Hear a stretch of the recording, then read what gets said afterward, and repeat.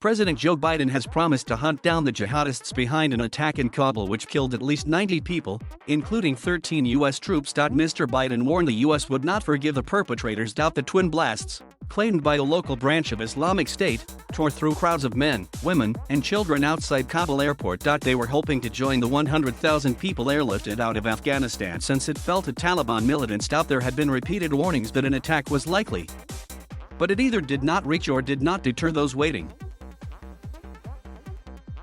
U.S. troops in control of Kabul International Airport have been facilitating the evacuation of foreign nationals and Afghans who had been working with foreign missions. They have been aiming to complete this within an August 31st deadline for U.S. forces to leave under an agreement with the Taliban. A number of European countries have already announced the end of their evacuation plans.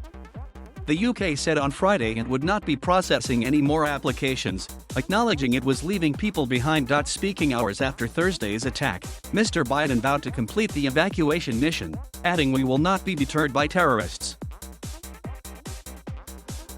He said the U.S. military had been ordered to attack the leadership, assets, and facilities of the group known as Islamic State Khorasan, active in Afghanistan and Pakistan. The group is part of the global IS network, but has local links, even to the Taliban.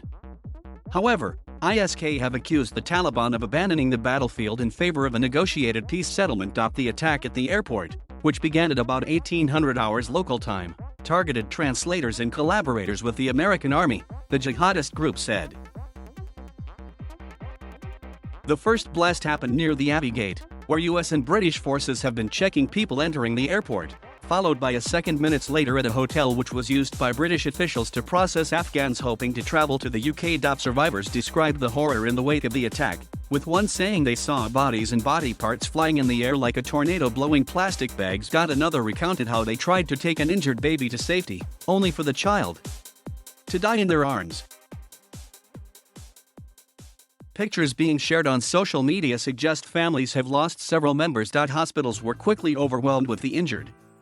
Alberto Zanin, the medical director of one facility run by Italian NGO Emergency, described on Twitter how the victims could not speak. Many were terrified, their eyes totally lost in emptiness, their gaze blank. 13 U.S. troops were among those killed, the first U.S. military casualties in Afghanistan since February 2020. Mr. Biden said the troops who had died were heroes who were on a selfless mission to save the lives of others.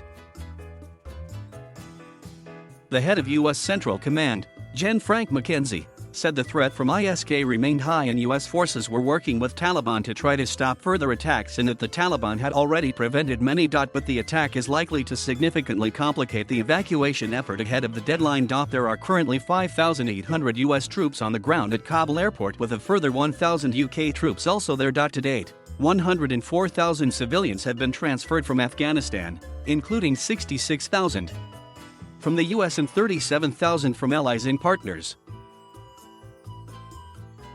About 5,000 people are waiting at the airport and many more are still trying to get through the perimeter checkpoints. A number of countries, including Canada, Belgium, the Netherlands, and Denmark, had already stopped their operations. Turkey has announced that its troops, who had been providing security at the airport for 6 years, were withdrawing. Thank you for watching. Please subscribe.